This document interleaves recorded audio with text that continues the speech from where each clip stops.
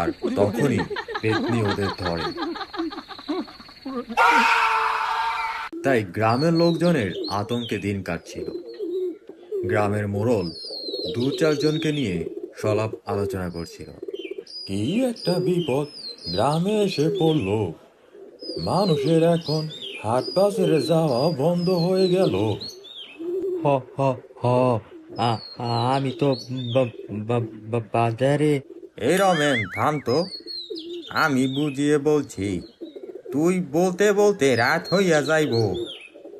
মোরল কাকা, ওই বাজারের ভূতের অত্যাচারে তো আমাদের সবার বাজারে যাওয়া বন্ধ হয়ে গেছে। হ হ হ আমি তো এ এ এ তুই এটাই বলতে চাইছিলি, তাই তো। আমি বলছি হইছে, এবার একটু থাম।